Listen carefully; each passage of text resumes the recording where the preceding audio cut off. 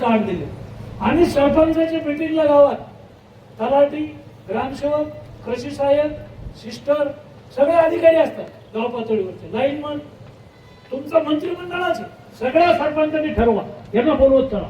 आणि नाही कोणी हजर राहिलं, एका अर्ध्याला काही अडचण नसेल तर ठीक आहे. आता मी बोलावल्यावर कसे आले आमचे हे सगळे?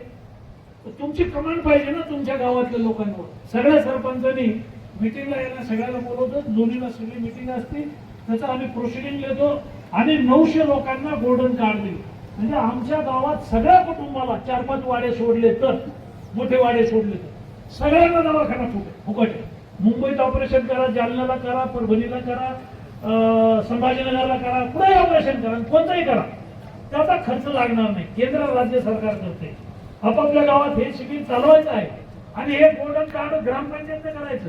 कॅम्प्युटर दिलेले सरकारनं, तिथं ऑपरेटर दिलेला आहे. हे सगळी प्रक्रिया आपल्या गावात करायची आहे. तहसील कार्यालयात 12 महिने गोल्डन कार्डचं काम चालू आहे. तिथं जाऊनही करू शकता. आता एखादी ग्रामपंचायत धक्कास्टाट असेल, करतच नसेल, त्याला काही कळतच नसेल, पुढच्या वेळेला सरपंच व्हायचंच नसेल तर नका जाऊ द्या. काय करायचं? तहसील कार्यालयात जाऊन करा. अशा पद्धतीनं आपल्याला हे सगळे गोल्डन कार्ड काढायचे आहेत. लोकांचं आयुष्य वाढवायचं आहे. गरिबांना विकायला वावर नसतं, विकायला घर नसतं, घरात सोनं नसतं, त्याच्यामुळे या योजना राबवायच्या आहेत. जे लोक घरकुलात राहतात, झोपडपट्टीत राहतात, गावठाणात राहतात, कुठेतरी शेतात राहतात, आता इथून पुढच्या काळात येणे करायचं काम नाही. त्याचा सर्वे झालाय. हे सगळे PLR चे लोक बसलेले, ड्रोन कॅमेऱ्याने सर्वे केला आम्ही. 70-75 गावं झाली परतूर तालुक्यातली, मध्यातली गावं झाली आणि ड्रोन कॅमेऱ्याने सर्वे झालाय. पण हे इतकेच होते, 100 गावाला इतकेच लोक आहे, 5-6 जण.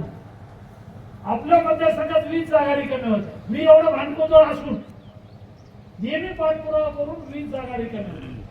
हे म्हणायचे भाऊ आणि सगळ्या जागा भरून टाकल्या एका खटक्यात.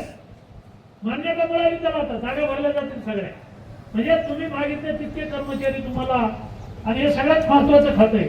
यांना मोजणीसाठी मी ETS मशीन दिल्या होत्या. 8 तालुक्यात, 8 तालुक्याला मशीन दिल्या होत्या की दुर्बीण लावा, ते टेप लावा मोठाची मोठं, मग ते मोजायचे टेपनं.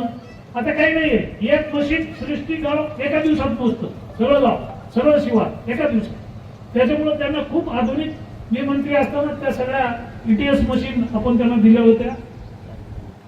गावठाणचे जेवढे अतिक्रमण आहेत तेवढ्या अतिक्रमणाचं काम PLR विभागाकडे अडकलेले, कर्मचारी नव्हते म्हणून, याला पगार कमी होते म्हणून.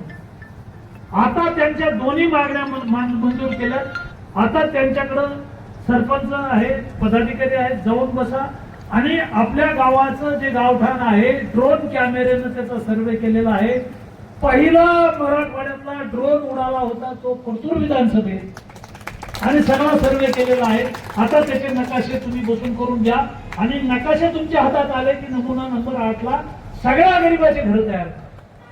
त्यांची मालकी हक्क देऊन टाका, नमुना नंबर घेऊन टाका आणि त्याला मालक करा. 10 वर्ष 20 वर्ष ते तिथे राहतात. आता कायद्यानं तुमचा प्रश्न सोडवलेला आहे.